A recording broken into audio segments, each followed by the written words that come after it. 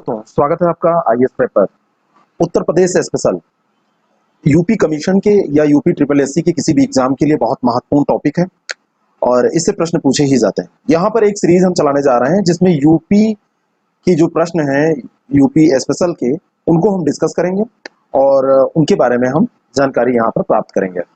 ये जो श्रृंखला है UP special series practice question, इसका सेशन फर्स्ट है और इस सेशन में हम उत्तर प्रदेश राजनीतिक एवं प्रशासनिक ढांचा और उत्तर प्रदेश के प्रमुख संस्थान, इन दो पोर्शंस को पुराने पूछे गए प्रश्नों के माध्यम से या नए पूछे जा सकने वाले कुछ प्रश्नों के माध्यम से समझने और तैयार करने की कोशिश करेंगे।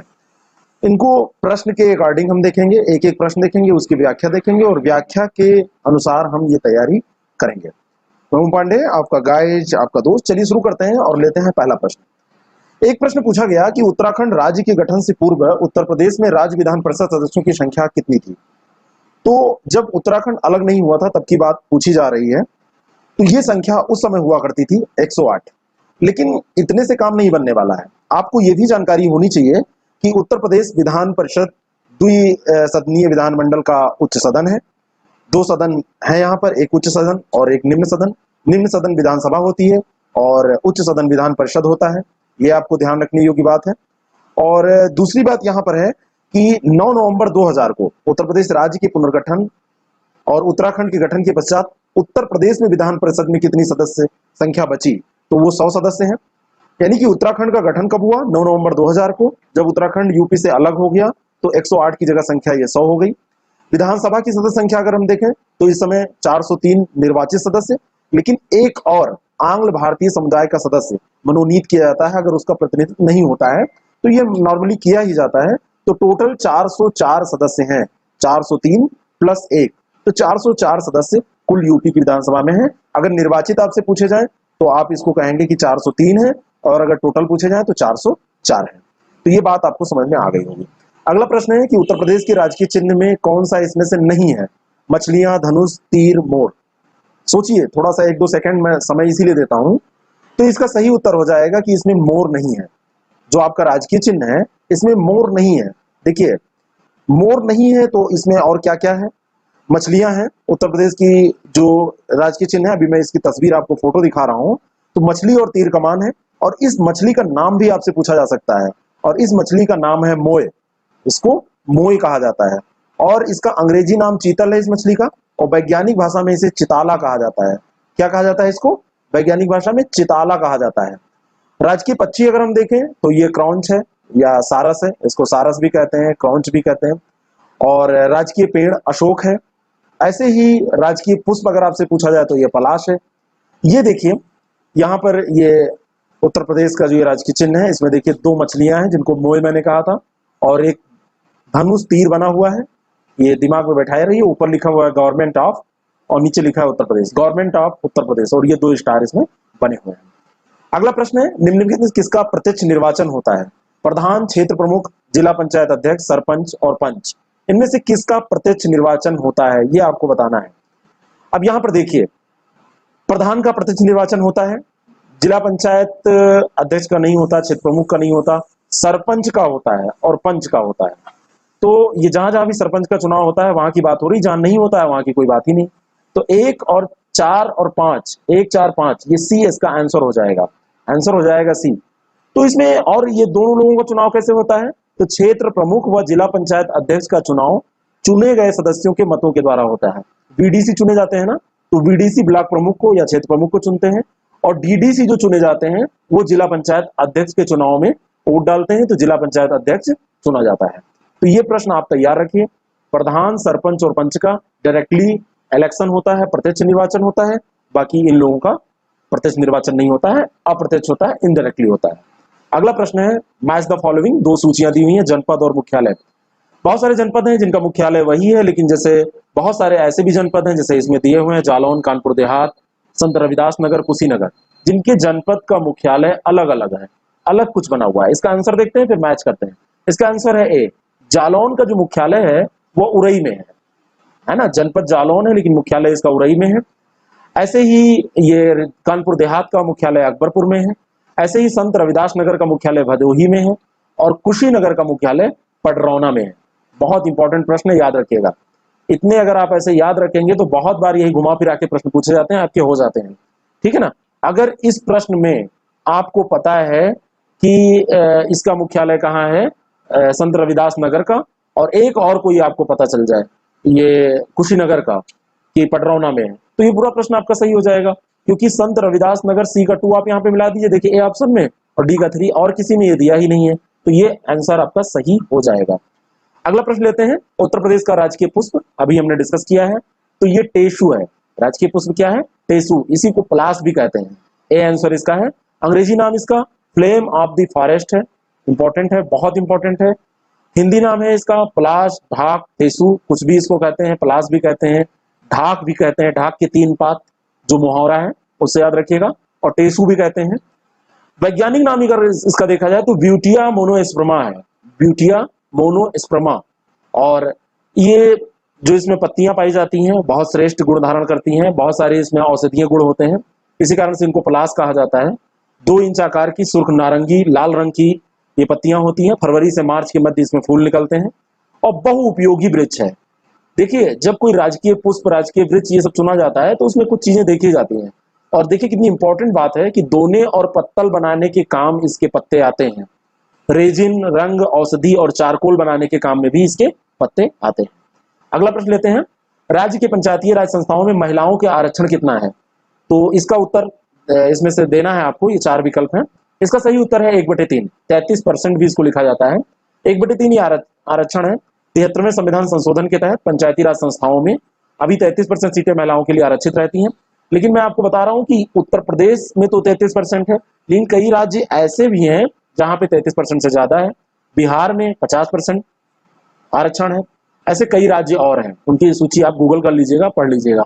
यूपी में, क्योंकि ये यूपी का प्रश्न है, तो यहाँ पर 33% आरक्षण की व्यवस्था लागू है।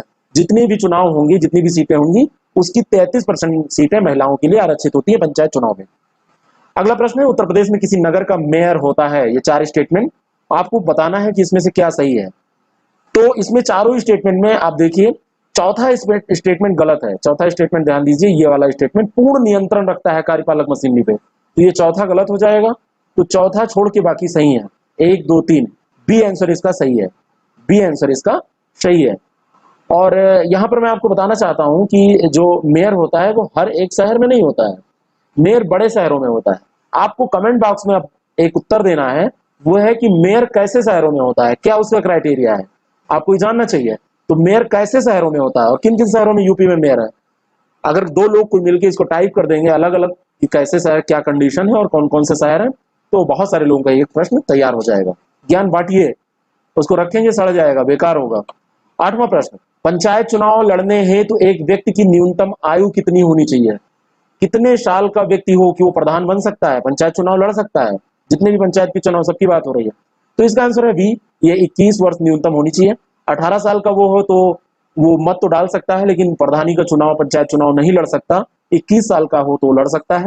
अनुच्छेद 243 है, पंचायत राज का ये प्रावधान है, तो पंचायती राज का जो प्रावधान अनुच्छेद 243 में किया गया है उसमें ये जिक्र है। मतदाता सूची में नाम होना चाहिए जहां से वो चुनाव लड़ रहा है, ये इंपॉर्टेंट है। और उम्र कम से कम 21 वर्ष होनी चाहिए, ये भी उसमें मेंशन किया गया है। जो ये चुनाव होता है ये 5 सालों के लिए किया जाता है, 5 साल के बाद पुनः चुनाव किया जाता है, फिर से व्यक्ति प्रधान बन सकता है। कई कई लोग तो 10 बार प्रधान रह चुके हैं, तो इसमें कोई बाउंडेशन नहीं है कि एक बार जो चुनाव लड़ा दोबारा नहीं लड़ सकता। अगला प्रश्न लेते हैं, 9वां प्रश्न है, यूपी विधानसभा के प्रथम अध्यक्ष कौन थे? 4 विकल्प आपके सामने हैं, चारों विकल्प देखिए, और इसका सही उत्तर है बी, पुरुषोत्तम दास टंडन। पुरुषोत्तम दास टंडन जो थे ये प्रथम थे। वर्तमान में अगर आपसे पूछा जाए 30 मार्च 2017 से, जब से भाजपा की ये गवर्नमेंट बनी है, तो इसमें हृदय नारायण दीक्षित विधानसभा के अध्यक्ष हैं और बहुत विद्वान व्यक्ति हैं, लेखक हैं। अगला प्रश्न है, किस समिति ने त्रिस्तरीय पंचायत प्रणाली की सिफारिश की थी? 10वां प्रश्न, और इसका सही उत्तर है बलवंत राय मेहता समिति। त्रिस्तरीय पंचायत प्रणाली की सिफारिश इसी ने की थी, इसी के सिफारिश को स्वीकार किया गया था। 1957 में इस समिति ने अपने प्रतिवेदन में त्रिस्तरीय पंचायत राज योजना का प्रारूप प्रस्तुत किया था। जो 3 स्तर हैं उसको भी जान लीजिए, पंचायत, खंड और ये पंचायत, ग्राम स्तर पर पंचायत, ग्राम पंचायत, खंड स्तर पर पंचायत समिति और जिला स्तर पर जिला परिषद, इसके गठन का इसने सुझाव दिया था। तो जो त्रिस्तरीय जो प्रणाली है वो ध्यान रखिएगा कि बलवंत राय मेहता, इन्होंने त्रिस्तरीय पंचायत प्रणाली का वो किया था। तो आंसर इसका ए हो जाएगा। 2 अक्टूबर 1959 को राजस्थान का नागौर जिला, वहां पर पंचायती राज व्यवस्था को शुरू किया जाता है और स्वतंत्र भारत का यह प्रथम जिला था जहां पर पंचायती राज व्यवस्था लागू की गई थी। कौन सा जिला था?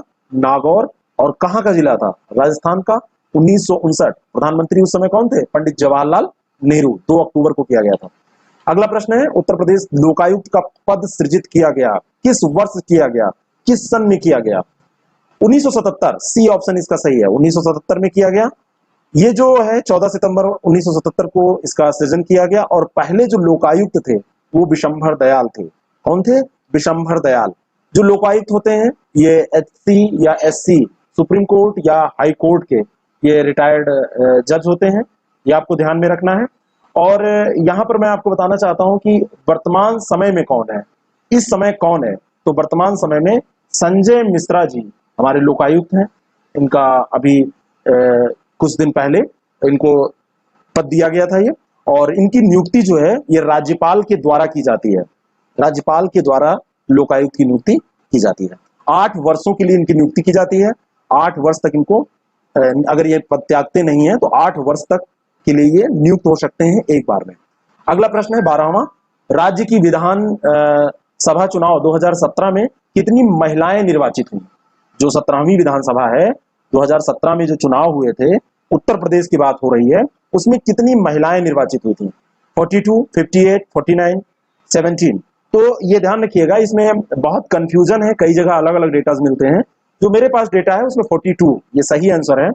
और ये कितने परसेंट हो जाएंगे? परसेंट आप बताइएगा कि अगर आपसे पूछा जाए कि विधानसभा में जितने सदस्य हैं उसमें कितने प्रतिशत महिलाएं हैं, तो आप बताइएगा 42 अगर हैं तो कितने प्रतिशत हो गए।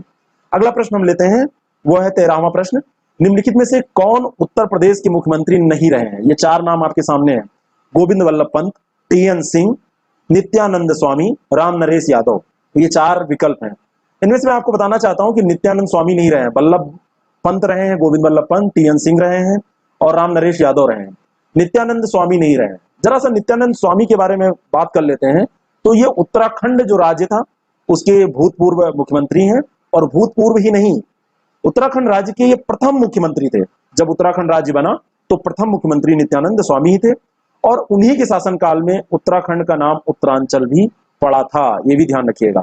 जनवरी 2007 में ये नाम रखा गया उत्तरांचल, उत्तराखंड से उत्तरांचल से उत्तराखंड का। तो जब यहाँ पे मैं एक गलत बात बोल गया हूं, फिर से मैं इसको रिपीट कर रहा हूं।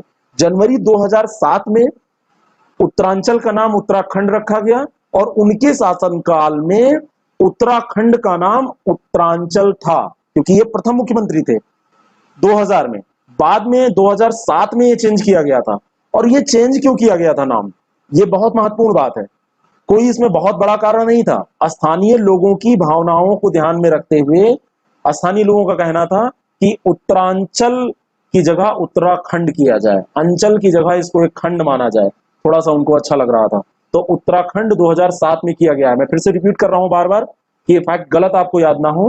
प्रथम मुख्यमंत्री थे नित्यानंद स्वामी, लेकिन नाम चेंज हुआ जनवरी 2007 में। उनके समय में इसका नाम उत्तरांचल हुआ करता था। अगला प्रश्न लेते हैं, अब तक उत्तर प्रदेश में कितनी महिलाएं मुख्यमंत्री रही हैं? तो आपको यह आंसर पता होना चाहिए। केवल 2 महिलाएं मुख्यमंत्री रही हैं। आंसर है सी। पहली महिला मुख्यमंत्री थी सुचेता कृपलानी, 2 अक्टूबर 2010, 2 अक्टूबर 1963, 2 अक्टूबर 1963, 2010 नहीं, 1963 से 13 मार्च 1967 तक एक सुचेता कृपलानी रही, और दूसरा सुश्री मायावती।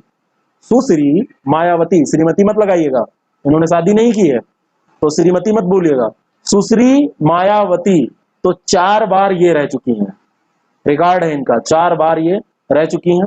अब देखिए आगे बन पाती हैं कि नहीं बन पाती हैं, ये आप लोग जाने।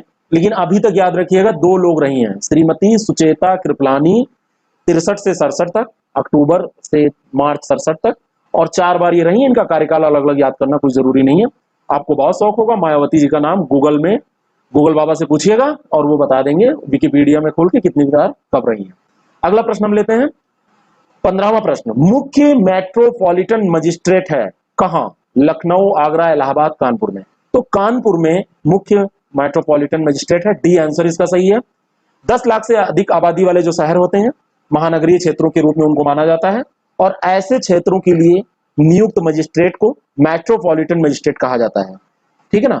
मेट्रोपॉलिटन मजिस्ट्रेट सत्र न्यायाधीश को रिपोर्ट करता है और मुख्य मेट्रोपॉलिटन मजिस्ट्रेट के अधीनस्थ कार्य करता है। इतनी जानकारी काफी है। अगला प्रश्न है, उत्तर प्रदेश कृषि अनुसंधान परिषद कहाँ स्थित है? पहला हम पोर्शन देख रहे थे, 15 क्वेश्चन हमने देखे प्रशासनिक और राजनीतिक ढांचा के बारे में। अब हम स्थान और जो संस्थान इनके बारे में प्रश्न पूछे जाते हैं उनको डिस्कस करने जा रहे हैं। तो उत्तर प्रदेश कृषि अनुसंधान परिषद कहाँ स्थित है? इसका उत्तर है सी, लखनऊ में ये स्थित है। चंद्रशेखर आजाद कृषि एवं प्रौद्योगिकी विश्वविद्यालय कहाँ है अगर ये आपसे पूछा जाए तो कानपुर। एग्रीकल्चर से रिलेटेड उत्तर प्रदेश में 5 विश्वविद्यालय हैं, उनमें से 4 विश्वविद्यालय वैसे हैं और एक डीम्ड विश्वविद्यालय है। इनके बारे में हम थोड़ी जानकारी देख लें। तो एक उत्तर प्रदेश कृषि अनुसंधान परिषद, तो ये लखनऊ में हो गई। उसके बाद 4 विश्वविद्यालय देखें, चंद्रशेखर आजाद कृषि एवं प्रौद्योगिकी विश्वविद्यालय कानपुर, और नरेंद्र देव कृषि एवं प्रौद्योगिकी विश्वविद्यालय कुमारगंज फैजाबाद, सरदार वल्लभ भाई पटेल कृषि एवं प्रौद्योगिकी विश्वविद्यालय मोदीपुरम मेरठ, मेरठ के नाम से पूछा जाता है बार बार, और बांदा कृषि एवं प्रौद्योगिकी विश्वविद्यालय, तो ये बांदा में है, और Sam Higginbottom institute of agriculture technology and sciences, ये कहां पर है? इलाहाबाद में, नैनी में। तो ये चारों आप याद रखिएगा, इंपॉर्टेंट है, अक्सर प्रश्न पूछ लिए जाते हैं। अगला प्रश्न हम देखते हैं, 17वां प्रश्न। 17वां प्रश्न है, केंद्रीय औषधीय एवं सुगंधित पौध अनुसंधान संस्थान कहाँ स्थित है? चित्रकूट, सहारनपुर, कानपुर, लखनऊ। सुगंधित पौध अनुसंधान है तो चित्रकूट के जंगलों में मत चले जाइएगा, ये डी ऑप्शन इसका सही है, लखनऊ में ये है। ठीक है ना। केंद्रीय औषधीय और सुगंध पौधा संस्थान, इसको सीमैप के नाम से भी जाना जाता है, ये ध्यान रखिएगा। अगर आपसे प्रश्न सीमैप करके पूछ लेता है तो आपसे यही प्रश्न पूछ रहा है, केंद्रीय औषधीय एवं सुगंधित पौध अनुसंधान, सीमैप इसका शॉर्ट फॉर्म है, इसके नाम से भी लोकप्रिय है। और ये वैज्ञानिक तथा औद्योगिक अनुसंधान परिषद की अग्रणी पौध शोध प्रयोगशाला है। 1959 में केंद्रीय भारतीय औषधीय पादप संगठन सिम्पो के नाम से इसको स्थापित किया गया था। प्रयोगशाला में किया जाता है, जैविकीय और रासायनिक शोध एवं विकास द्वारा किसानों और उद्यमियों को प्रौद्योगिकी व सेवाएं प्रदान की जाती हैं। तो इसके बारे में इतनी इंफॉर्मेशन आपको अगर तैयार है आपकी, तो प्रश्न गलत नहीं होगा। 1959 में सीमैप के नाम से जाना जाता है, जैविकी और रसायन विज्ञान शोध करता है, किसानों और उद्यमियों दोनों को ये सेवाएं प्रदान करता है। ठीक है, बस आगे बढ़ते हैं।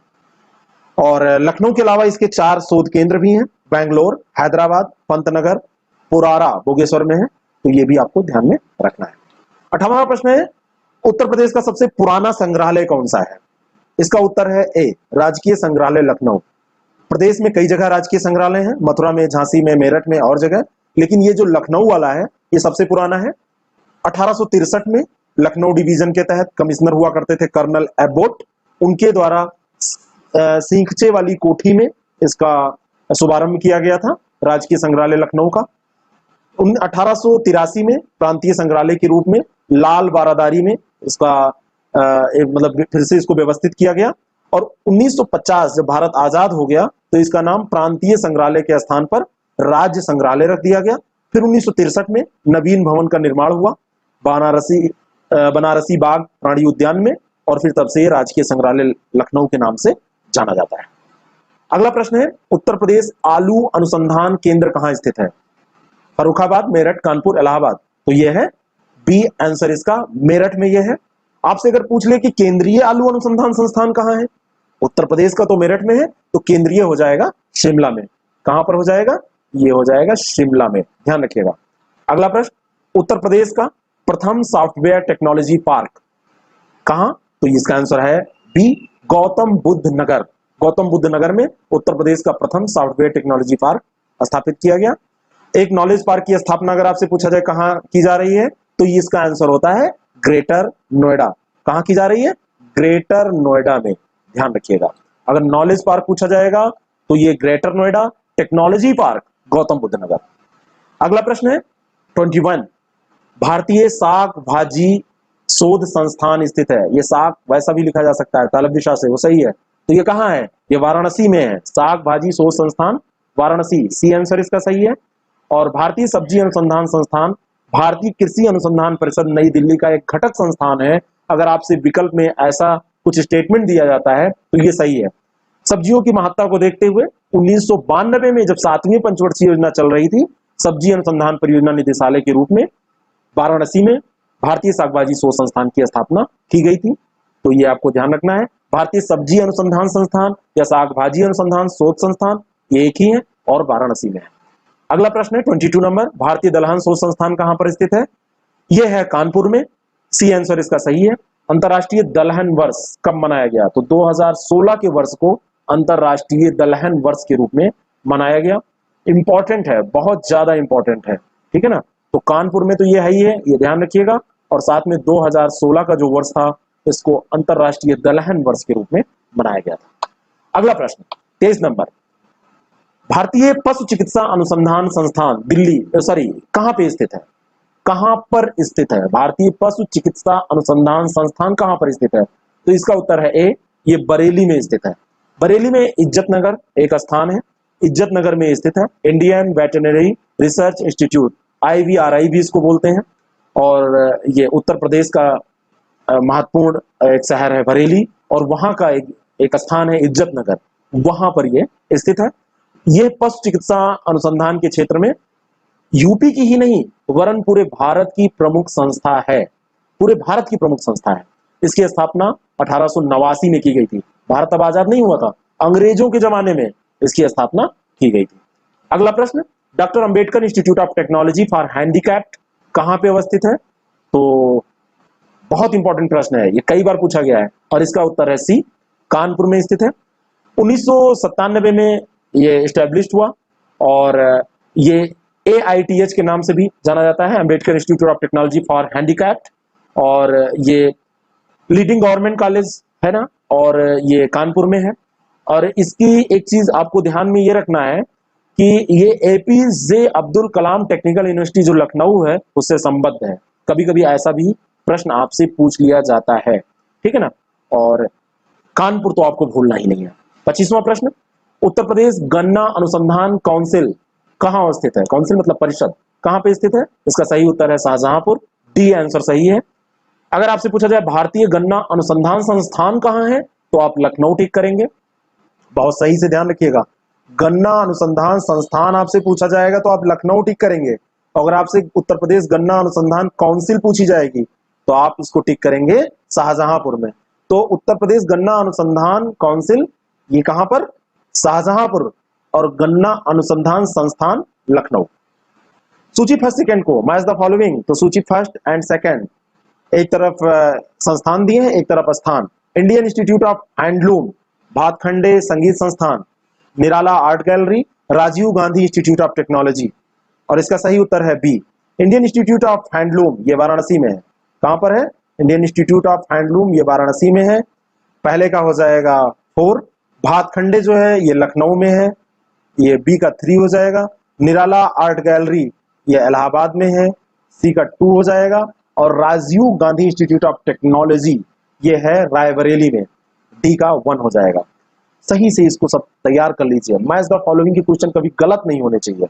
अगला प्रश्न है, ये भी मैच द फॉलोइंग है। VV Giri national labour institute, central drug research institute, national plasma institute for leprosy, central institute for research on cattle, ये 4 संस्थान। और इसका उत्तर है D, VV Giri national labour institute Noida में, central drug research institute Lucknow में, national plasma institute for leprosy Meerut में, और central institute for research on cattle तो यह है आगरा में। चारों आपको याद होने ही चाहिए, मिक्स करके क्वेश्चन पूछ लेगा। पहला जो प्रश्न है वो भी फैक्ट इसमें मिला के आपसे प्रश्न पूछा जा सकता है, और इंडिविजुअली आपसे एक संस्थान भी पूछा जा सकता है कि ये संस्थान कहां है।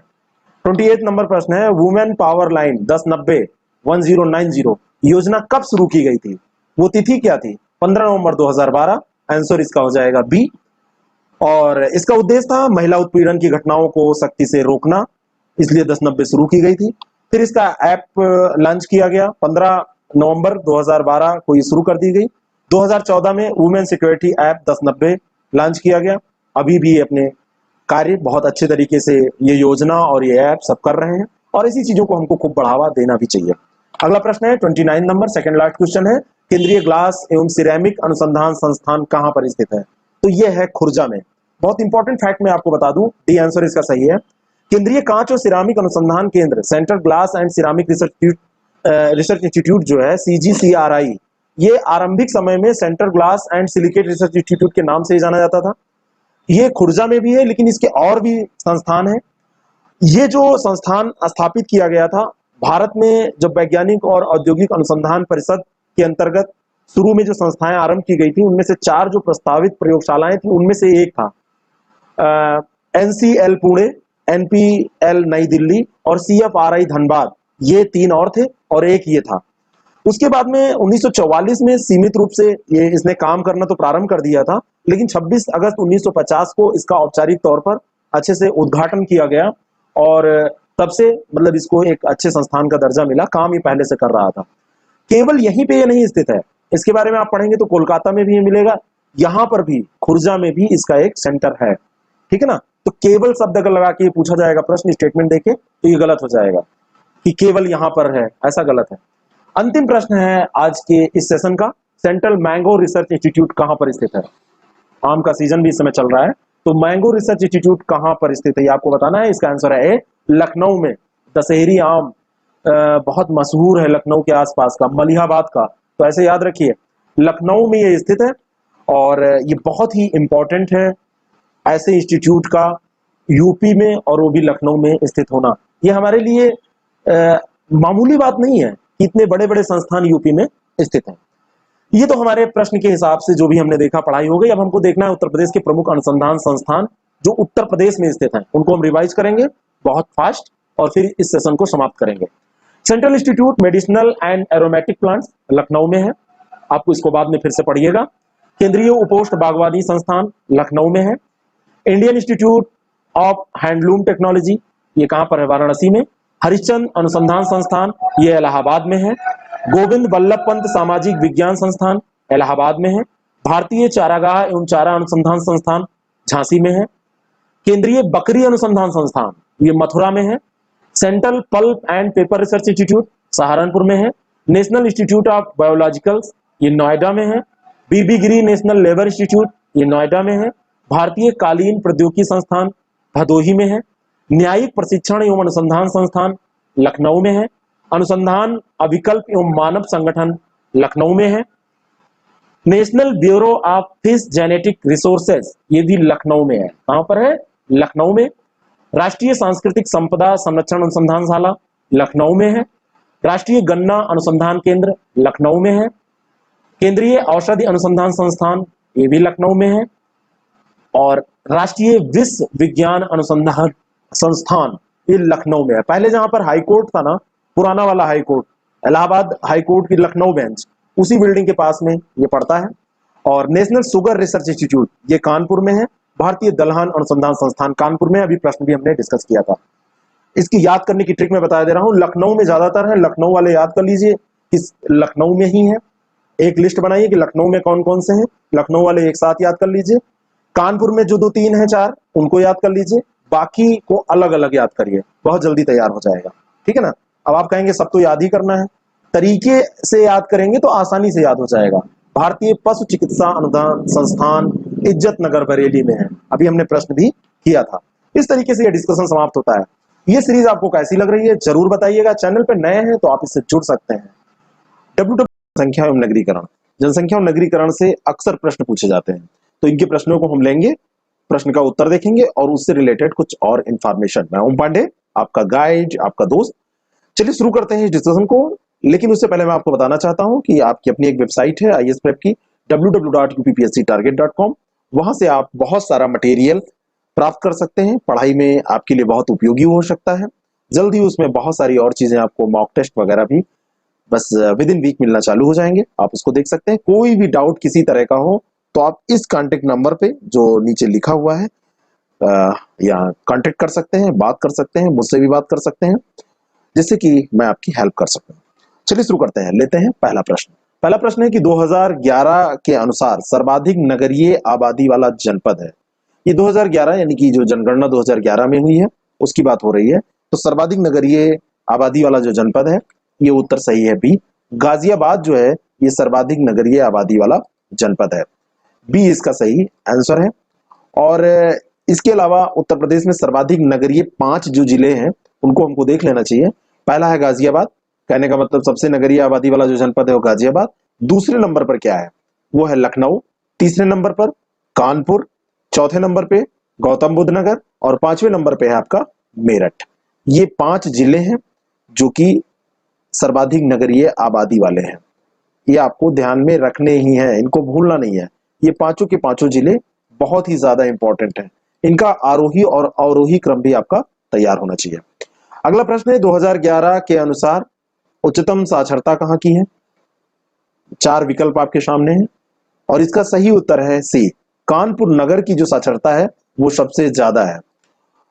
जो 5 सर्वाधिक साक्षरता वाले जिले हैं उनमें गौतम बुद्ध नगर सबसे ज्यादा है, लेकिन यहां पर गौतम बुद्ध नगर ऑप्शन में नहीं था, इसलिए कानपुर नगर को टिक किया गया। क्योंकि जो भी प्रश्न पूछा जाता है वो निम्नलिखित में से, यानी कि जो 4 विकल्प हैं, सही लैंग्वेज यही हुई कि निम्नलिखित में से, लेकिन ये प्रश्न इसी लैंग्वेज में पूछा गया है। तो पहला आप ये ध्यान रखिए, 5 स्थान तैयार रखिए। पहला है गौतम बुद्ध नगर और दूसरे स्थान पर है साक्षरता के मामले में कानपुर नगर, तीसरे स्थान पर है औरैया, चौथे स्थान पर है इटावा और पांचवें स्थान पर है गाजियाबाद। तो ये 5 स्थान आप याद रखिए। सर्वाधिक साक्षरता का ये क्रम है यूपी में। ये सारी बातें हम यूपी के हिसाब से कर रहे हैं। अगला प्रश्न है 2011 के अनुसार जनसंख्या में किस धार्मिक समुदाय का उत्तर प्रदेश में तीसरा स्थान है? जैन, बौद्ध, सिख और ईसाई। बहुत अच्छा प्रश्न ये बनाया गया है, यानी कि इसमें कोई बड़े समुदाय नहीं दिए गए हैं जो बड़े धार्मिक समुदाय हैं, और इसका सही उत्तर है डी, सिख जो है वो तीसरे स्थान पर है। यहां पर हम जान लेते हैं कि प्रथम स्थान पर कौन है। तो उत्तर प्रदेश की जो जनसंख्या है उनमें से 79.73% जो है ये हिंदू हैं, लगभग 80% के। 19.26% मुसलमान हैं, लगभग 20% से कम है थोड़ा। और तीसरे स्थान पर आते हैं सिख 0.32%, 1% से 1/3, लेकिन तीसरे स्थान पर ये हैं। और चौथे स्थान पर आते हैं ईसाई 0.17%। तो इनको ध्यान में रखिएगा। अगला प्रश्न है 2011 के अनुसार उत्तर प्रदेश में महिला पुरुष अनुपात कितना है? लिंगा अनुपात आपसे पूछा जा रहा है।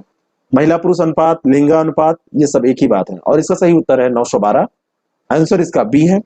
2001 में ये 898 हुआ करता था, पर ये 1000 होना चाहिए। यहाँ पर ये देखिए, ये थोड़ी सी इंफॉर्मेशन जो ये लिखी हुई है, ये 100 ही लिखा है, 000 होना चाहिए। 1000 पे ही निकाला जाता है। तो पहले 898 हुआ करता था 2001 में।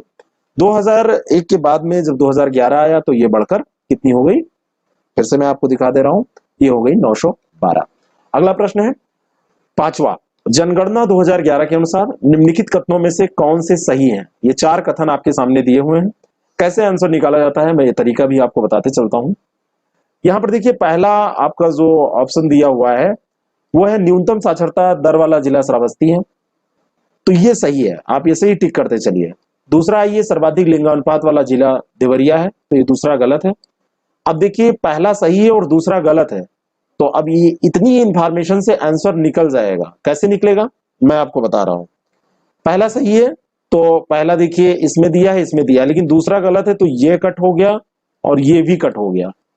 अब बचा केवल यहां से पहला, और डी इसलिए कट हो जाएगा क्योंकि मुझे पक्का पता है कि पहला सही है, तो आंसर बी हो जाएगा। बात फिर से समझिए, पहला हमको पता है कि पहला सही है और दूसरा पता है कि दूसरा गलत है, क्योंकि सर्वाधिक लिंगानुपात वाला जिला देवरिया नहीं है, ये जौनपुर है। तो अगर दूसरा गलत है तो दूसरा गलत होने से ये विकल्प सी वाला, क्योंकि इसमें दूसरा दिया है, और ए वाला इसमें दूसरा दिया है, ये तो कट गए। अब एक चीज और क्लियर है कि पहला बिल्कुल सही है, तो हमने अगर दोनों विकल्पों को जो बचे हैं उनको देखा तो डी वाले में तो पहला है ही नहीं, तो ये विकल्प भी गलत हो जाएगा, तो ये सही होगा। अगर आप फंस जाए तो ऐसे ट्रिक का इस्तेमाल करें। तीसरा स्टेटमेंट जो है वो है न्यूनतम जनघनत्व वाला जिला ललितपुर है, तो ये भी बात सही है, न्यूनतम जनघनत्व वाला जिला ललितपुर है। लेकिन चौथा स्टेटमेंट देखिए, नगर निगम क्षेत्र की जनसंख्या के आधार पर राज्य का सर्वाधिक जनसंख्या वाला नगर कानपुर है, तो ये भी गलत है। पहला और तीसरा इसमें सही है और इसका सही उत्तर क्या हो जाएगा? सही उत्तर हो जाएगा बी। इसमें सर्वाधिक लिंगानुपात वाला जो जिला है वो है आजमगढ़, और उसके बाद में अगला स्टेटमेंट जो है कि नगर निगम क्षेत्र की जनसंख्या के आधार पर राज्य के सर्वाधिक जनसंख्या वाला नगर जो है वो कानपुर सेकंड स्थान पे है। जो प्रथम स्थान पर है वो है लखनऊ, और फिर कानपुर, गाजियाबाद और फिर है आगरा। तो ये स्थान है। लखनऊ सबसे ज्यादा ये है नगर निगम क्षेत्र की जनसंख्या के आधार पर सबसे बड़ा जिला, ये बात हो रही है, नगर की बात हो रही है, जिसमें नगर निगम में सबसे ज्यादा जनसंख्या है। तो ये सारी चीजें याद रखिए। छठा प्रश्न है, 2011 के अनुसार राज्य में 1000 बालकों पर बालिका शिशुओं की संख्या। तो यहां पर वो प्रश्न नहीं है, लिंगानुपात केवल नहीं पूछ रहा है, बालिका शिशुओं की संख्या यानी कि 0 से 6 वाला पूछ रहा है। तो इसका सही उत्तर है 902। 902। तो ये भी आपको ध्यान में रखना है। और इसमें एक बहुत इंपॉर्टेंट चीज है कि ये घटा है। 0 से 6 आयु वर्ग का लिंगानुपात 902 है 2011 में, लेकिन 2001 में ये 916 हुआ करता था। 2011 में ये 14 अंक गिरा और इसकी संख्या आ गई 902 पर। तो गिरावट आई है, ये बहुत चिंता का विषय है। अगला प्रश्न, 2001 से 11 की अवधि में प्रदेश में जनसंख्या वृद्धि दर कितनी रही है? और इसका सही उत्तर है डी, 20.22%, है ना, 20.22%।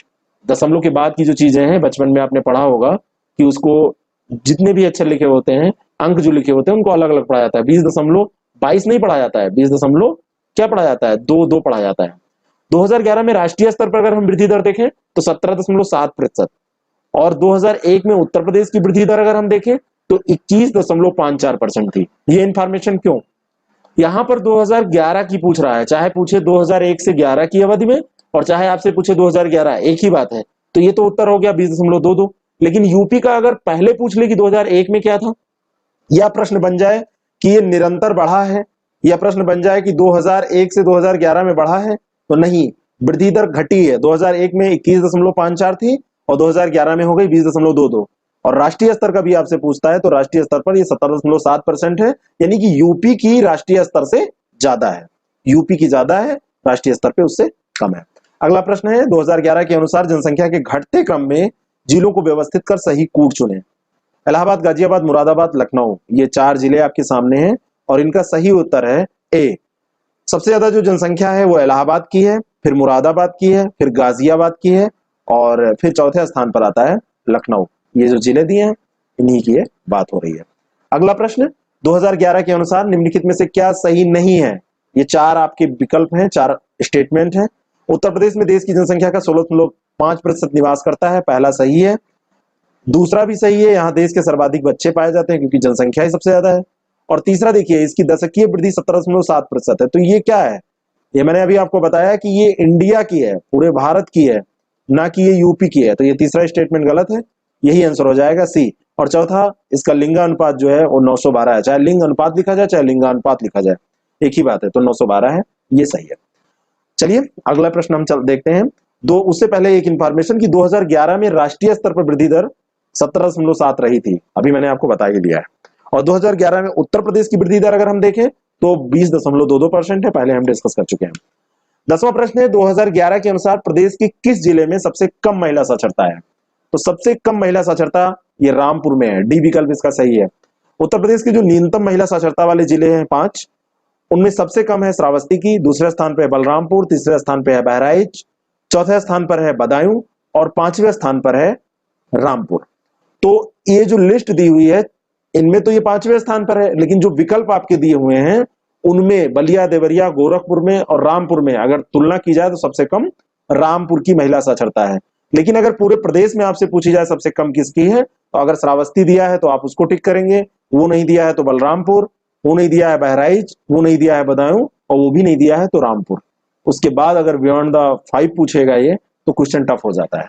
ठीक है, तो इस ऑप्शन में, इस 10 नंबर प्रश्न के उत्तर में तो रामपुर होगा, लेकिन वैसे श्रावस्ती सबसे कम महिला साक्षरता वाला जिला है। 11वां प्रश्न है, जनगणना 2011 के अनुसार सबसे कम जनसंख्या वाला जिला कौन सा है? तो इसको सबको पता है, ये सी ऑप्शन सही है, महोबा। उत्तर प्रदेश में जो न्यूनतम जनसंख्या वाले 5 जिले उनको देखें तो सबसे कम है महोबा की, दूसरे स्थान पर आता है चित्रकूट, तीसरे पे आता है हमीरपुर, चौथे पे आता है श्रावस्ती और 5वें नंबर पे आता है ललितपुर। यानी कि ये जो 5 जिले दिए हैं इनमें सबसे कम किसकी है? महोबा की, है ना। और महोबा से ज्यादा है चित्रकूट की, चित्रकूट से ज्यादा है हमीरपुर की। जब न्यूनतम होता है तो बढ़ता जाता है, ध्यान रखिएगा। और फिर श्रावस्ती, फिर ललितपुर। ये जनसंख्या की बात हो रही है। 12वां प्रश्न, जनगणना 2011 के अनुसार राज्य में 10 लाखी नगरों की संख्या कितनी है? तो ये 10 लाखी जो नगर हैं वो 7 हैं, आंसर बी इसका सही है। ये जो 10 लाखी नगर हैं वो कौन से हैं ये भी आप जान लीजिए। पहला है कानपुर, सबसे ज्यादा जनसंख्या, दूसरे नंबर पे लखनऊ, गाजियाबाद, आगरा, वाराणसी, मेरठ, और फिर है इलाहाबाद। ये यूपी के 10 लाखी नगर हैं, सातों का नाम याद रखिएगा। अगला प्रश्न है, उत्तर प्रदेश में अधिकतम क्षेत्रफल वाला जिला कौन सा है? तो सबसे ज्यादा जो क्षेत्रफल है ये लखीमपुर खीरी का है, उत्तर है इसका बी। अगला प्रश्न है 14वां, 2011 के अनुसार प्रदेश में पुरुष साक्षरता दर कितनी है? तो पुरुष साक्षरता दर आंसर तो इसका हो जाएगा बी 77.3, 77.3%, 77.3%। लेकिन टोटल साक्षरता दर अगर आपसे पूछी जाए तो वो है 77.7% कुल साक्षरता दर, ठीक है ना। महिला साक्षरता दर 57.2%, ठीक है ना। अगला प्रश्न, 2011 के अनुसार राज्य में महिला आबादी कुल आबादी का लगभग है कितने परसेंट? इसका उत्तर है ए 48%, क्योंकि हमारे यहाँ का जो लिंगानुपात है वो 912/1000 है, ठीक है ना। ये भी आप ध्यान रखिएगा। अगला प्रश्न है, उत्तर प्रदेश में लिंग अनुपात का विभेद सर्वाधिक रूप से घटा है। ये 4 फेज दिए हैं जब जब जनगणनाएं हुई, 1961 से 71, 71 से 81, 81 से 91 और 91 से 2001। तो जो ये जनगणना है, जो भी ये दिए, तो अगर केवल दे दे 1971 की जनगणना तब भी वही बात पूछ रहा है। यहाँ पे दे 1981, यहाँ पे दे 2001 और यहाँ पे दे 1991। तो सर्वाधिक लिंग अनुपात का विवेक ये मिलेगा आपको 1991 से 2001, यानी कि 2001 में फिर और घटा, और फिर उसके बाद में 2011 आएगा तो ये लिंगानुपात क्या होगा, और लगभग ये क्या हो रहा है, दिनों दिन घट रहा है, जबकि स्टेट लेवल पे, ये राष्ट्रीय लेवल पे 2001 से 2011 में बढ़ा है। क्या हुआ है जरा कमेंट बॉक्स में बताइएगा। तो यहाँ पर उत्तर 91 से 2001 ही हो जाएगा। ऐसा नहीं है ये कोई फार्मूला है कि हमेशा घटता ही जाता है, लेकिन इसमें सबसे कम विभेद जो रहा है, विभेद घटा है यहाँ पर, यानी कि अब चीजें कवर हो रही हैं। यहाँ पे ध्यान रखिएगा, आप लोगों के दिमाग में हमेशा एक चीज बैठी रहती है कि ये घटता चला जाए, तो ऐसा नहीं है कि हर बार जो जनगणना होगी तो अगली बार लिंगानुपात और घटना ही है, समय बड़ा खराब आ गया है, ऐसा नहीं। विभेद घटा है, लिंग अनुपात का विभेद सर्वाधिक रूप से घटा है, यानी कि यहाँ पे सुधार हुआ है, ये बात आपसे पूछी जा रही है। तो 71 से 81 में जो सुधार हुआ था उससे ज्यादा हुआ है 91 से 2001 के बीच में, या और भी जो ऑप्शन दिए हुए हैं। अगला प्रश्न है, उत्तर प्रदेश में जनसंख्या की दशकीय वृद्धि दर अधिकतम थी कब? तो ये थी 1991 से 2001 के बीच में। जनसंख्या दशकीय वृद्धि जो है जनसंख्या की, वो यही ज्यादा थी। 91 से 2001 के बीच में जो वृद्धि दर रही है वो 25.85% रही है। लेकिन फिर आगे की अगर हम बात करें कि 2001 से 2011 के बीच में क्या रही है, तो हम पहले डिस्कस कर चुके हैं। 2018, सॉरी, प्रश्न संख्या 18, 2011 के अनुसार उत्तर प्रदेश में एसटी की सर्वाधिक सांद्रता कहां है, यानी कि सबसे ज्यादा एसटी कहां पाए जाते हैं, किस जिले में? तो इसका सही उत्तर है सी सोनभद्र में। हम जरा देख लेते हैं कि ये 5 जो जिले हैं जहां पे सर्वाधिक एसटी पाए जाते हैं। सोनभद्र में सबसे ज्यादा, फिर बलिया, फिर देवरिया, चौथे स्थान पर है कुशीनगर और 5वें स्थान पर है ललितपुर। तो ये 5 जिले हैं जहां पे सांद्रण सबसे ज्यादा पाया जाता है। 19वां प्रश्न, सूची फर्स्ट और सेकंड मैच द फॉलोइंग है, दोनों सूचियों को मिलाना है। बिरहा, कजरी, मल्हार, रसिया, ये क्वेश्चन एक गलत आ गया है कहीं से, लेकिन मैं आपको इसका उत्तर बता दे रहा हूं। ये जनसंख्या नगरीकरण का नहीं है, फिर भी इसको हम देख लेते हैं। तो ये सारा सुमेलित है। बिरहा ये भोजपुर का है, कजरी अवधी, मल्हार ब्रजी यानी ब्रज का, और रसिया कौरवी। तो ये सारा सुमेलित है। खैर इसको हम फिर से अलग कहीं देखेंगे, फिलहाल यहाँ आ गया तो देख। मैप जब भी आप देखें तो उनमें कुछ चीजों को आपको ध्यान में रखना चाहिए। मैंने कल भी बताया था कि जितने बॉर्डर के जिले हैं वो, जो राजधानी है, राजधानी के आसपास के जिले हैं वो, और जो भी प्रमुख अन्य जिले हैं जैसे वाराणसी है, लखनऊ तो राजधानी है ही है, और एनसीआर में कौन कौन से जिले हैं, दूसरे राज्यों से सटे हुए कौन से जिले हैं, किन जिलों की सीमा कई राज्यों से मिलती है, इस तरह के फैक्ट भी आप तैयार करते रहिए। मैप आपके दिमाग में होना चाहिए। अगर आप यूपी के बारे में पढ़ रहे हैं तो मैप आपके दिमाग में यूपी का होना चाहिए, भारत के बारे में पढ़ रहे हैं तो भारत का होना चाहिए। इस तरह से आप जब पढ़ते हैं तो दिमाग में चीजें बैठ जाती हैं। ओम पांडे आपका गाइड, आपका दोस्त। चलिए शुरू करते हैं आज की डिस्कशन को। आज जो हमको डिस्कस करना है उसमें हमको देखना है कला, संगीत, नृत्य, उत्सव, मेले और पर्व पर प्रश्न। 20 प्रश्न इसमें हम डिस्कस करेंगे। अगर जरूरत पड़ेगी तो इसको और भी हम अगले वीडियो में डिस्कस कर लेंगे, लेकिन ये लगभग महत्वपूर्ण प्रश्न यहाँ पर कवर किए जा रहे हैं। चलिए पहला प्रश्न, अमीर खुसरो ने किसके विकास में अग्रणी भूमिका निभाई? ब्रजभाषा, अवधी, खड़ी बोली, भोजपुरी। ये 4 ऑप्शन आपके सामने हैं और इसका सही उत्तर है सी खड़ी बोली। खड़ी बोली में इन्होंने महत्वपूर्ण भूमिका निभाई थी इसके विकास में। अमीर खुसरो प्रथम मुस्लिम कवि थे जिन्होंने हिंदी शब्दों का खुलकर प्रयोग किया। अगर आपसे ऐसा प्रश्न पूछा जाता है कि कौन थे, तो अमीर खुसरो वो पहले व्यक्ति थे जिन्होंने हिंदी, हिंदवी और फारसी में एक साथ लिखा, और उन्हें खड़ी बोली के आविष्कार का श्रेय दिया जाता है, यानी कि इसके आविष्कारक वो थे। इतनी इंफॉर्मेशन। अमीर खुसरो का जन्म कहाँ हुआ था, ये आपको कमेंट बॉक्स में बताना है। अगला प्रश्न, उत्तर मध्य सांस्कृतिक केंद्र स्थित है। इसका सही उत्तर है, आप थोड़ा सा सोच लीजिए, मैं 2-3 सेकंड रुक जाता हूं। ए, इलाहाबाद में। उत्तर मध्य जो सांस्कृतिक केंद्र है ये इलाहाबाद में है। सितार मिश्रण है। 4 ऑप्शन है आपके पास, बांसुरी वीणा, बांसुरी सारंगी, वीणा तंबूरा और वीणा पियानो। और इसका सही उत्तर है सी, वीणा तंबूरा। वीणा और तंबूरे का ये मिश्रण है सितार। सितार, वीणा और ईरानी तंबूरा। थोड़ा सा और डीप में जाएगा अगर पेपर सेटर, तो आपको ईरानी तंबूरा और ऐसे करके कंफ्यूज कर सकता है। तो वीणा और ईरानी तंबूरा का मिश्रण है। इससे क्या पता चलता है, हिंदू मुस्लिम शैली का मिश्रण है सितार।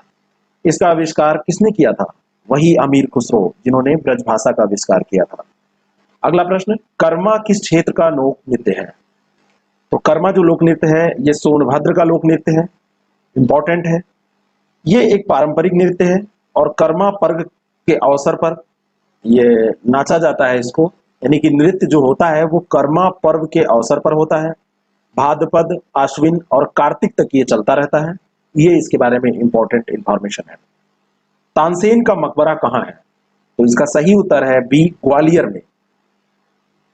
इसके साथ आपको ये भी ध्यान रखना चाहिए कि तानसेन अकबरनामा के मुताबिक सन 1562 से 1586 तक उनके दरबार में संगीतकार थे, ठीक है। और ये समय मुगल इतिहास का सबसे स्वर्णिम समय था। संगीत सम्राट रहे तानसेन की नगरी ग्वालियर के बारे में कहा जाता है कि यहाँ बच्चे रोते हैं तो सुर में और पत्थर लुढ़कते हैं तो ताल में। अगर ये स्टेटमेंट देके आपसे कोई प्रश्न पूछता है कि ये किसके बारे में कहा जा रहा है, तो ये कहा जा रहा है तानसेन के बारे में। मोहम्मद गौस और तानसेन का मकबरा दोनों एक ही जगह पे है, और इसका कारण ये है कि जब तानसेन की मृत्यु हुई तो उन्होंने कहा था कि मेरी आखिरी इच्छा है कि वहीं दफनाया जाए जहां पर उनके गुरु को दफन किया गया। तो इस तरह से मोहम्मद गौस और तानसेन दोनों का मकबरा एक ही जगह पे है। सुमेलन का प्रश्न है, मैच द फॉलोइंग, उस्ताद विलायत खां, फिदा हुसैन नारसी, सितारा देवी, जतिन भट्टाचार्य। इसको सिंपल सा सुमेलित करना है और इसका सही उत्तर है डी, उस्ताद विलायत खां का संबंध सितार से है। ये पहला सुमेलन हो जाएगा।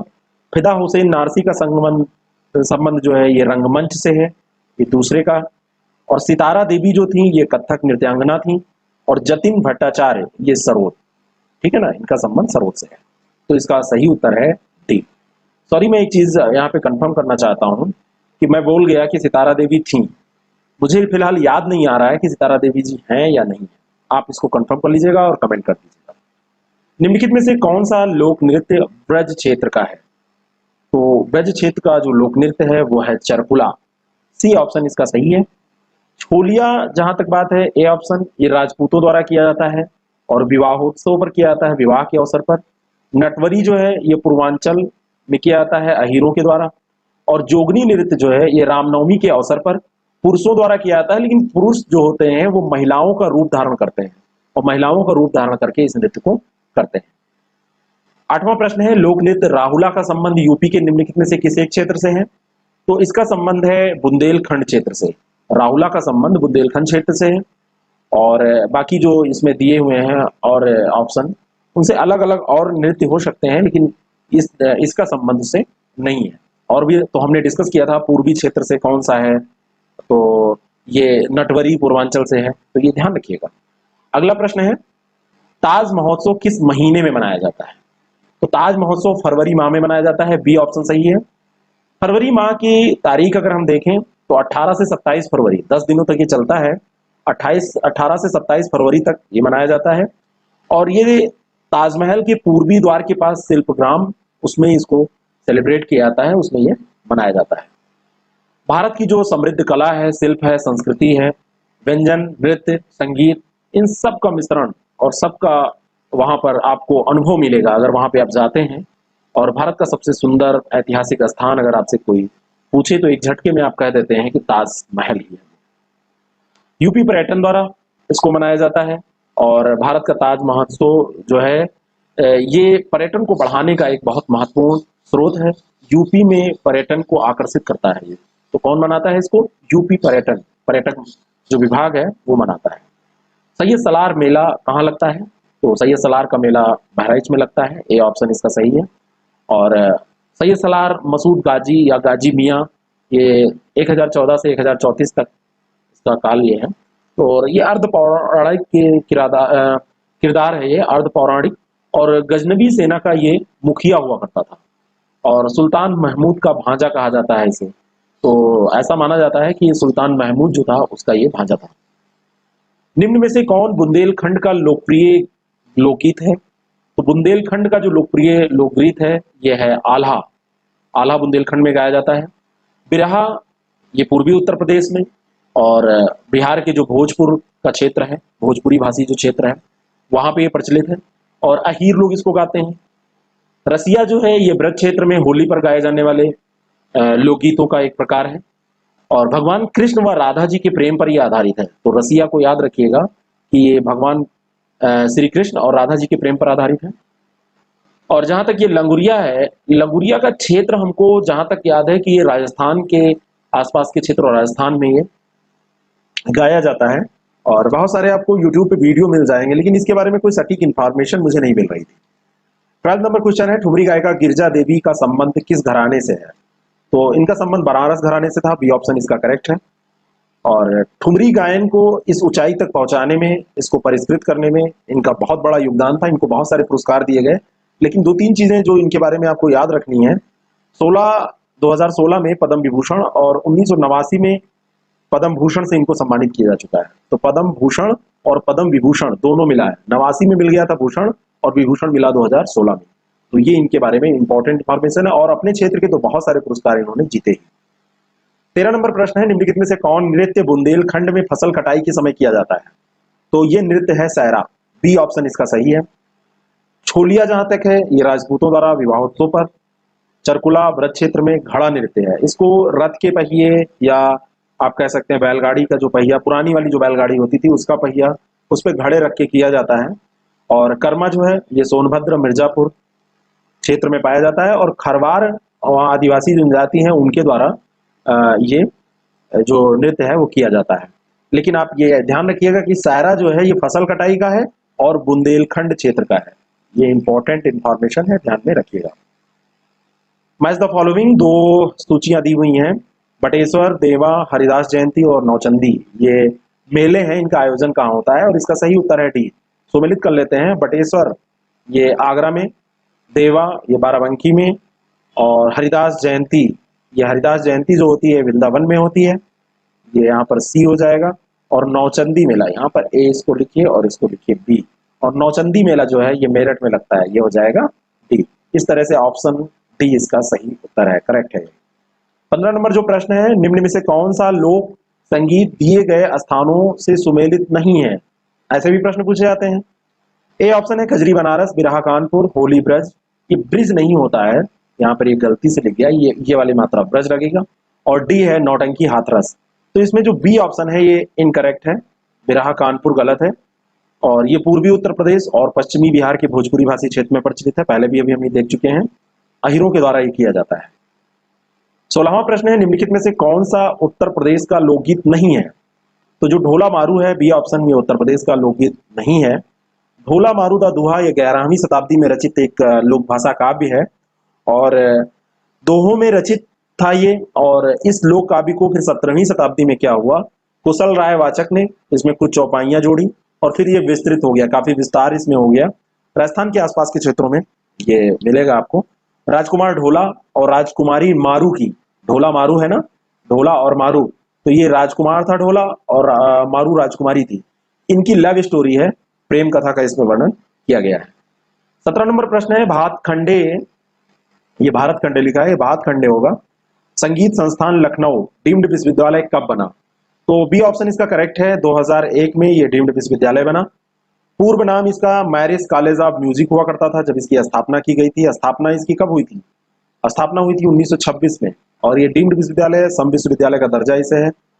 1926 में स्थापना, लेकिन डीम्ड यूनिवर्सिटी कब बना है? 2001 में। दोनों अलग अलग प्रश्न बन सकते हैं।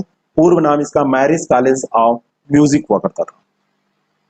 18वां प्रश्न है, हिंदू मुस्लिम एकता का प्रतीक सुलह कुल त्योहार या सुलह कुल उत्सव, जो भी आपको दे दिया जाए, ये उत्तर प्रदेश में कहाँ आयोजित किया जाता है? तो इसका आयोजन होता है आगरा में। D option is correct.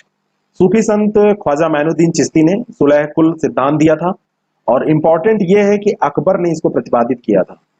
Akbar, ये जो सिया सुन्नी का बवाल हुआ करता है, इसमें ये चीजें चाहता था कि वो एक मिलकर रहें। जहां तक मुझे पता है कि यही कारण था ये सुलह कुल उत्सव को शुरू करने का, और इसी कारण से इसको शुरू किया गया था। 19वां प्रश्न है, फैजाबाद के किस संगीतकार ने शास्त्रीय संगीत में टप्पा शैली का विकास किया? तो टप्पा शैली ये खुशी महाराज ने किया था। बी ऑप्शन इसका करेक्ट ऑप्शन है, ये वाला। और यही इसके बारे में इंफॉर्मेशन है, और ज्यादा कुछ नहीं। 20 नंबर प्रश्न है, कौन सा शास्त्रीय नृत्य उत्तर प्रदेश से संबद्ध है? तो इसका सही उत्तर है कथक। कथक का संबंध है उत्तर प्रदेश से। इसका संबंध कथक का, आप ऐसे कह सकते हैं, ये उत्तर प्रदेश का शास्त्रीय नृत्य है, ठीक है ना। और कथक शब्द का अर्थ क्या होता है? कोई बात जब हम थिरकते हुए कहते हैं, है ना।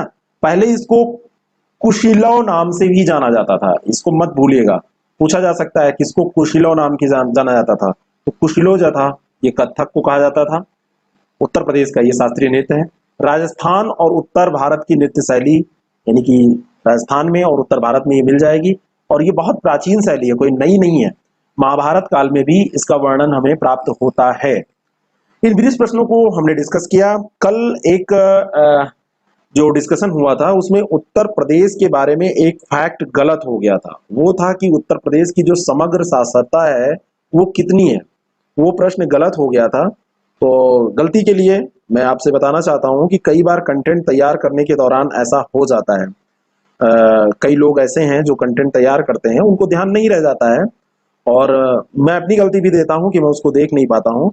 तो उसमें उत्तर प्रदेश की जो साक्षरता दर है वो 67.7 सही आंसर उसको माना जाए, ये सही होगी। और जो मैंने उसमें बता दिया था, क्या बताया था, 77.7 या कुछ ऐसा बता दिया होगा, मुझे जहां तक याद आ रहा है। तो उसमें 2 लोगों ने कमेंट करके बताया। प्रदेश स्पेशल के अंतर्गत जो डिस्कशन हम लोग कर रहे थे, आज उसमें हमको डिस्कस करना है ऊर्जा संसाधन को। ऊर्जा संसाधन को डिस्कस करने के बाद में उत्तर प्रदेश की जो ऊर्जा नीति है उसके जो महत्वपूर्ण बिंदु हैं उनको भी हम देखेंगे। मैं ओम पांडे, आपका गाइड, आपका दोस्त। चलिए शुरू करते हैं इस क्लास को और लेते हैं इसका पहला प्रश्न। इसका पहला प्रश्न है, प्रदेश में निम्न तापीय संयंत्रों में कौन एनटीपीसी का नहीं है? यानी कि जो ये 4 आपके सामने दिए हैं, इनमें कौन सा एनटीपीसी का नहीं है? और इसका सही उत्तर है सी, ओबरा संयंत्र एनटीपीसी का नहीं है। तो ओबरा संयंत्र किसका है? ओबरा संयंत्र जो है, ये पहले तो आप ये जान लीजिए कि सोनभद्र जिले के ओबरा नामक स्थान पर स्थित है। बाकी के जो 3 संयंत्र हैं, ऊंचाहार, टांडा और औरैया, ये एनटीपीसी के हैं।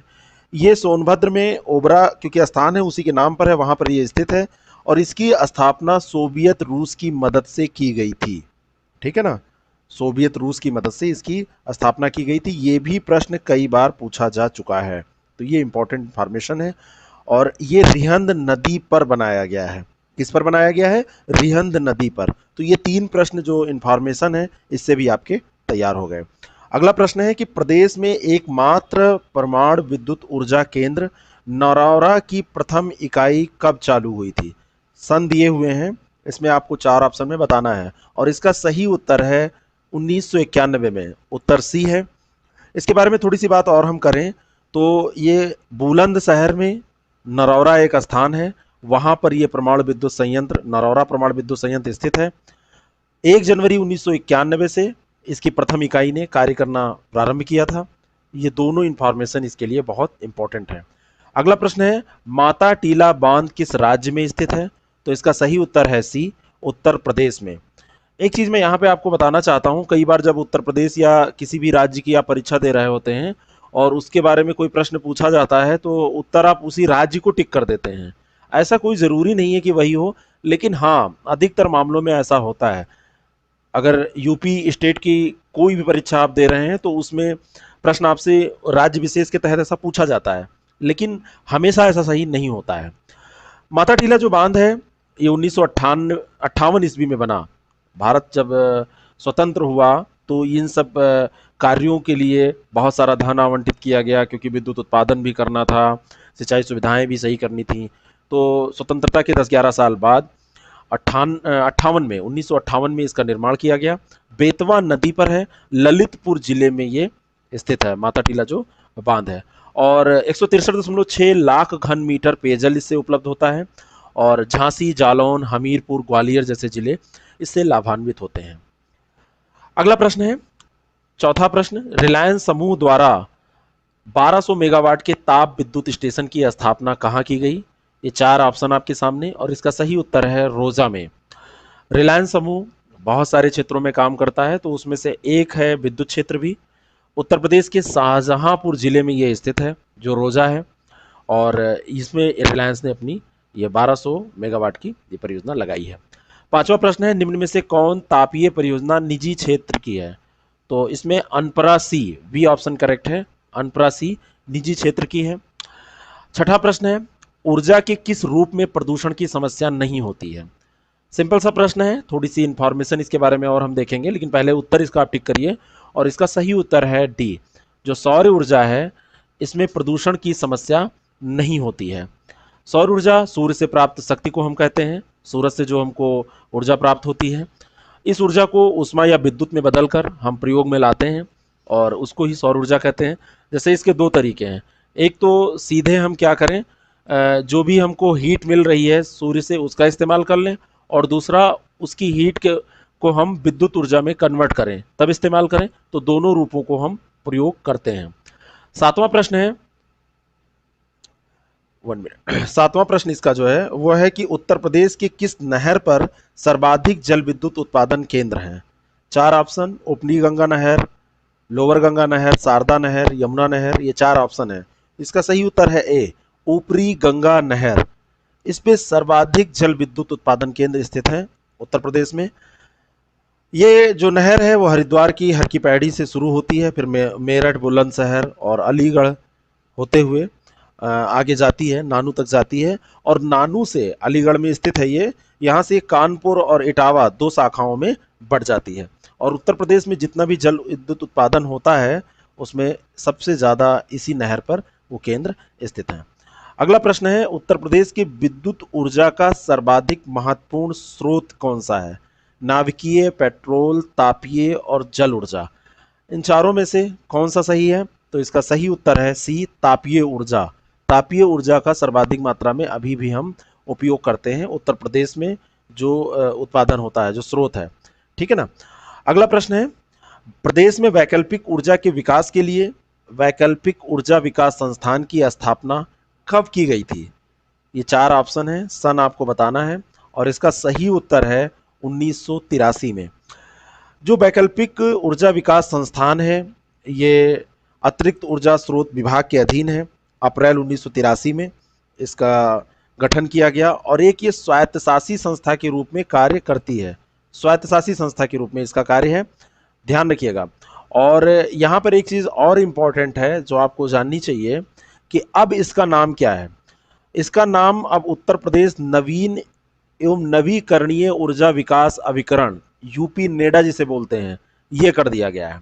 पहले इसका नाम था वैकल्पिक ऊर्जा विकास संस्थान, लेकिन अब इसका नाम है नवीन एवं नवीकरणीय ऊर्जा विकास अभिकरण, यूपी नेडा। तो ये इसी का नाम है। 83 में अप्रैल में इसकी स्थापना की गई थी। और प्रारंभ में यह उपकरण प्रदेश में विभिन्न योजनाओं के क्रियान्वयन के लिए स्टेट नोडल एजेंसी के रूप में भी कार्य कर रहा है। शुरू से ही ऐसा कार्य कर रहा है जब से यह स्थापित हुआ है। अगला और अंतिम प्रश्न है आज का कि शीतला जल विद्युत परियोजना स्थित है किस जिले में? झांसी, ओबरा, पीलीभीत, ललितपुर, और इसका सही उत्तर है झांसी में स्थित है। 3.6 मेगावाट की इस परियोजना का निर्माण झांसी में किया गया है। आपसे पूछा जा सकता है कि वो बहुत बड़ी परियोजना है क्या? तो बहुत बड़ी नहीं है, 3.6 मेगावाट की ये परियोजना है, झांसी में इसका निर्माण किया गया है। मैंने आपको बताया था कि इन प्रश्नों को देखने के बाद हम डिस्कस करेंगे उत्तर प्रदेश की जो ऊर्जा नीति है, सौर ऊर्जा नीति 2017 जो है, उसको हमको डिस्कस करना है। सौर ऊर्जा नीति 2017 के कुछ महत्वपूर्ण बिंदु हम देखेंगे। इसमें थोड़ा सा बैकग्राउंड कि भारत जो है एक उष्णकटिबंधीय यानी कि ट्रॉपिकल देश है और लगभग 300 दिन यहाँ पे सौर विकिरण प्राप्त होता है। तो इसका उपयोग हम कर सकते हैं, सौर ऊर्जा का निर्माण कर सकते हैं, सौर ऊर्जा का उपयोग कर सकते हैं। उत्तर प्रदेश में अगर हम देखें तो 22.3 गीगावाट की संभावित क्षमता है। ये प्रश्न आपसे पूछा जा सकता है प्रारंभिक परीक्षा में भी और मुख्य परीक्षा में भी। सौर ऊर्जा से संबंधित जो संभावित क्षमता पर एक टिप्पणी लिखने की बात हो सकती है या क्या भविष्य है उत्तर प्रदेश में, ऐसी बातें आपसे पूछी जा सकती हैं। और इसके दोहन से राज्य सरकार राज्य की ऊर्जा आवश्यकताओं की पूर्ति करना चाहती है, ये राज्य सरकार का मन है। और इसके अतिरिक्त राज्य सरकार केंद्रीय नवीन एवं नवीकरणीय ऊर्जा मंत्रालय द्वारा वर्ष 2022 तक राज्य के लिए सौर ऊर्जा उत्पादन हेतु निर्धारित 0.7 गीगावाट लगभग 4300 मेगावाट सोलर रूफटॉप परियोजना हेतु निर्धारित इसमें किया गया है, इस लक्ष्य को प्राप्त करना चाहती है। यानी कि सौर ऊर्जा उत्पादन के लिए जो लक्ष्य निर्धारित किया गया है उत्तर प्रदेश में राज्य सरकार के द्वारा, वो 10.7 गीगावाट है और इसमें से 4300 मेगावाट सोलर रूफटॉप परियोजनाओं से यानी कि जो पैनल लगाया जाता है उससे करने का लक्ष्य रखा गया है। तो ये आपको ध्यान में रखना है।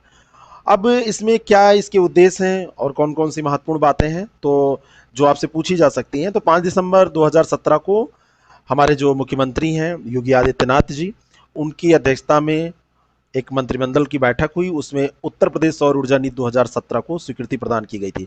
तो 17 में ही हो गई थी, 5 दिसंबर 2017 में, 17 में ही गवर्नमेंट ये बनी थी। और इसका प्रमुख उद्देश्य क्या है? सौर ऊर्जा से विद्युत उत्पादन करना, यही है।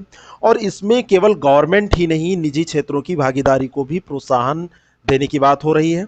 सभी को पर्यावरण के अनुकूल एवं सस्ती बिजली उपलब्ध कराने हेतु सहायता प्रदान करने की बात इसमें की गई है। यानी कि एक तो सबसे बड़ी बात है कि कम पैसे में बिजली मिले और दूसरा पर्यावरण के अनुकूल हो, सस्टेनेबल डेवलपमेंट के अनुकूल हो।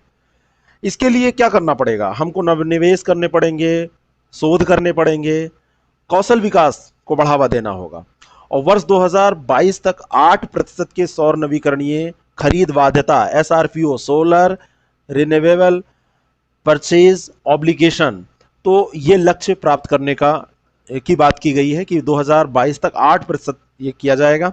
और उत्तर प्रदेश सौर ऊर्जा नीति जो 2017 है जारी होने की तिथि से प्रभावी होगी और इसकी अवधि क्या होगी? अगले 5 सालों तक, यानी कि 17 से 18, 19, 20, 21, 22 में 5 साल कंप्लीट हो जाएंगे 5 दिसंबर को। और राज्य सरकार द्वारा नई नीति अधिसूचित करने की अवधि जो भी पहले हो, या फिर अगर नई नीति लागू कर दी जाएगी तब तो ये हट जाएगी, नहीं तो ये 5 साल तक चलती रहेगी। तो इन चीज़ों को आप ध्यान में रखिए। फिर इसमें बहुत सारे लक्ष्य निर्धारित किए गए, उतना फैक्ट याद करने की ज़रूरत नहीं है, लेकिन जो मोटे तौर पे उपयोगी बातें थी कि इसमें प्राइवेट कंपनियों से भी पार्टनरशिप की जा रही है। और इसमें सबसे मेन इसका मोटो क्या है वो आपको जानना है। मेंस परीक्षा में आपको लिखना है तो क्या लिखना है कि पर्यावरण के अनुकूल और सस्ती बिजली उपलब्ध कराने के लिए ये नीति लाई गई है और इसमें ये प्रयास किए जा रहे हैं। तो इस तरह से ये हमने देखा ऊर्जा संसाधन का जो मामला था, ऊर्जा संसाधन का जो मसला था। आप इसको रिवाइज करते रहिएगा, पढ़ते रहिएगा। फिर हम मिलते हैं अगले एपिसोड में और बातें करते हैं। Thank you very much, all the best.